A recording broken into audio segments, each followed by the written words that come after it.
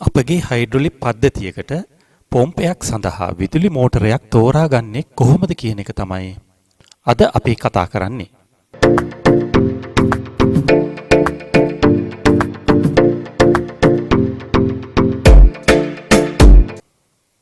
මේදී මෝටරයක් තෝරා ගැනීම සඳහා අපිට ඉතාමත් වැදගත් වෙන දත්ත කිහිපයක් අවශ්‍ය කරනවා. එනම් පොම්පේ ධාරිතාව. ඒ කියන්නේ ලීටර් per minute කියන ෆ්ලෝ රේට් එක. ඊළඟ එක තමයි පද්ධතියට භාවිතා කරන උපරිම පීඩනය. ඊළඟට අපි භාවිතා කරන විදුලි මෝටරේ කාර්යක්ෂමතාවය. එහෙමනම් ඒ දත්තවලට අනුව අපි නිවැරදිව විදුලි මෝටරයක් තෝරා ගැනීම සඳහා මෙන්න මේ සූත්‍රය භාවිතා කරනවා. මෙහිදී අපි විදුලි මෝටරේ කිලෝවොට් වලින් තමයි ගණනය කරන්නේ. මෙහිදී අපි භාවිතා කරන සූත්‍රය වෙන්නේ කිලෝවොට් සමානයි අපගේ පොම්පේ ෆ්ලෝ රේට් එක වැඩි කිරීම භාවිතා කරන උපරිම පීඩනය. එය බෙදෙනවා 600 වැඩි කිරීම මෝටරේ කාර්යක්ෂමතාවයෙන්. මෙහිදී 600 කියන අගය නියතයක් ලෙසයි සලකන්නේ. මේ තියෙන්නේ උදාහරණ දත්ත කීපයක්. මේ දත්ත උපයෝගී කරගෙන මේ සූත්‍රයට ආදේශ කළා අපි බලමු නිවැරදිව මෝටරයක් තෝරාගන්නේ කොහොමද කියලා. මේ කොටු කරලා තියෙන්නේ රතු පාටින් මම මුලින් ඔබට කියලා දුන්න සූත්‍රය. අපි මේ සූත්‍රයට මේ තියෙන දත්ත ආදේශ කරලා බලමු. මෙහිදී ලීටර් per minute ප්‍රමාණය 60ක් වෙනවා. අපේ පොම්පේ උපරිම පීඩනය බාර් 150. කාර්යක්ෂමතාවය ලෙස 100.9ක් තමයි අපි මේ සූත්‍රයට භාවිතා කරන්නේ.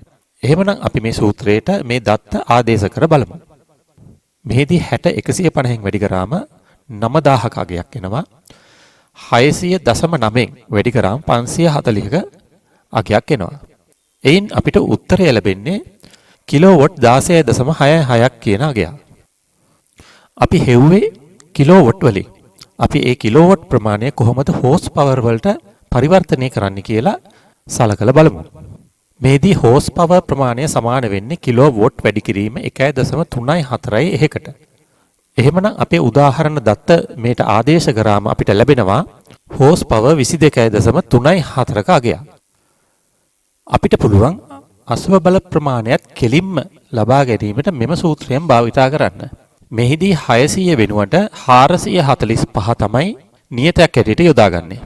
අපි එම සූත්‍රයේද හෝස් පවර් ප්‍රමාණය දැන ගැනීමට අපේ දත්ත ආදේශ කරාම අපිට ලැබෙනවා 22.47ක අගයක් තමයි ලැබෙන්නේ. අපිට සාරාංශයක් ලෙස නිගමනය කරන්න පුළුවන් සූත්‍ර දෙකටම අනුව.